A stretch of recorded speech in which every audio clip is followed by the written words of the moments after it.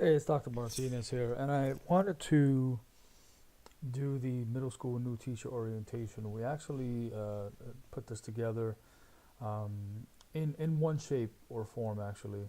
But this is basically the gist of what we would present to the teachers who are brand new to our school. So we can get right into it. Just things to know. These are things that they'll be going through and they'll be seeing throughout this presentation. So the essential personnel, administration, office staff, nurse, librarian, district personnel, etc. The different bell schedules that we have, the different schedules that teachers have to be aware of. Specific deadlines, in particular this BITSA deadline for those that are within the BITSA program as new teachers at the school. And then of course our school plan, some of the big hallmark things that we're looking to do and implement this year at the middle school. So here is the breakout of the administration, the office staff, the extensions by which you can follow them. Obviously, our administrators, there's our principal, myself, and then Mr. Burrell, and then our office staff. As well, we have our nurse, our librarian, and our district personnel, at least the head honchos out there in the district. The bell schedules are all accessible here through these links. Through in the presentation, I would click each one of these and go over them, so teachers are aware of what it is that they're expected to know. We have our typical bell schedule, and then every Wednesday we have what's called a SEM schedule, curriculum enhancement meeting. That's the staff meeting at the end of the day, but those schedules are impacted. So every period is a little bit shorter. And also we flip-flop lunch and sixth period on that day. So it is a consideration for teachers and for students. As well, we have our minimum day schedules where the SEM meetings are longer. These are district-led SEM meetings, and those are even more impacted. Periods are much shorter in the day, and this year we've actually experimented with putting lunch at the end of those days, so that students have their half-hour lunch and then they're good to go. The reason that works is because there's a 15-minute gap between the end of the day and when we start our meetings. So the 30-minute lunch plus the 15 minutes gives the teachers their 45-minute duty free. And then walkthroughs and observations. We explain here how we have informal walkthroughs. We do at least 2 to 3 in a month, basically every 2 or 3 weeks. For about 10 minutes, these are informal, just kind of walking through, seeing what's going on in the classrooms, and then giving some immediate feedback, I'd say within about 24 hours. And that's in contrast to the formal observations, which happen twice per year for new teachers, at least twice per year. We can go up to 5 times in a year, and those are at least 30 minutes, and those are to be determined. By contract, we have to schedule that with the teachers, let them know that we are doing this, have a pre-observation, a post-observation, and the whole bit. So they are totally clued in to those formal observations. And not so much the walkthroughs, but we feel the walkthroughs give us a body of work, a body of data that we can then use towards the final evaluations. Calendars, progress reports. September 8th was the end of our first quarter. The end of our second quarter was just before the winter break, which was December 16th.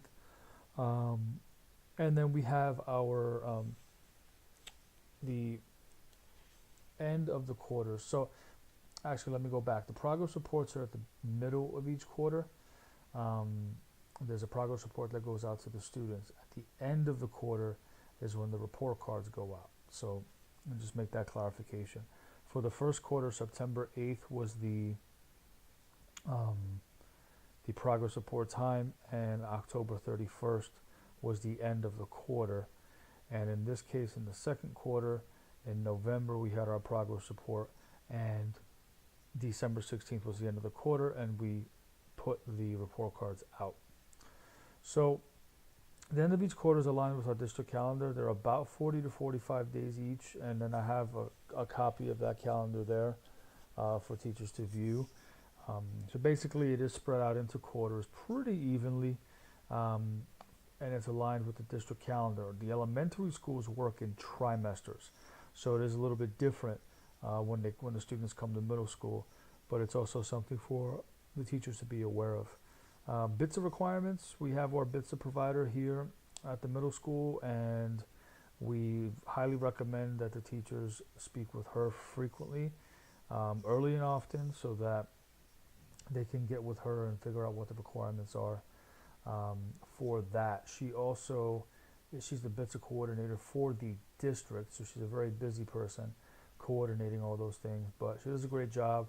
And that's why at the middle school we have the privilege of having her on site. She is a middle school teacher, so that helps us as well. So as far as the school plan goes, we go over the school-wide objectives for behavior, safe, respectful, responsible. That's aligned to PBIS. And we basically, from the beginning of the year with our stations and all those different things, we stress safe, respectful, responsible. We go over the discipline plan, what that looks like, and as well, accessible here and through the presentation is a referral form, which this year for the first time we're using Google Forms as an adaptation of what we used to have last year with Swiss. Swiss is a program that is aligned to PBIS, and this year we actually created a Google form that aligns perfectly with that can give us all the same information at no cost. So that's something new that all the teachers at our orientation were basically privy to, but specifically with new teachers, we showed them an additional time during their orientation. We explained to them the fluency exercises that we do as part of the ELD block first thing in the morning. The homeroom period is a fluency passage with accompanying questions. For non-ELD students, that's what they're doing. We actually this year have the services of a local author that's created a story, and every single day is another piece of that story. Helps with their fluency and comprehension, and pretty much causes anticipation for what's going to happen next. And our ELD students have their ELD block during that time. Our ELA curriculum, we have professional development that's coming forward. Ongoing, continuous. Our math curriculum is not brand new, but we started a lesson study design program that we've done where teachers are going into each other's classrooms, and then in between periods they have a time to debrief to discuss what they see, what they glean from those observations, and where they can go from there. Then finally, collaboration. The schedule that I posted before that I click on during this presentation shows the collaboration blocks. It's first thing in the morning for an hour, and we have teams that go. So Tuesday through Friday we have collaboration, and teachers collaborate for that 1 hour every 2 weeks. Right now that's the best that we can do given our schedule, which is an improvement of what it's been in the past, but that's where we are right now. And we have our team-based sessions as well. Our SEM, we mentioned before, we do have SEM time for our content area teams to be able to meet. Instead of the grade level teams that we have a collaboration, we have our content level or content area teams that meet as well. They have SEM time for that. So just basically filling the new teachers into what goes on at the school. How we operate, and we're always open for questions. It's a lot of information, so we give them a book. Every teacher has a binder that they start the year out with all the pertinent information about the school. So they'll walk away with that, and we're always free to answer any questions for our new teachers. So with that said, thank you.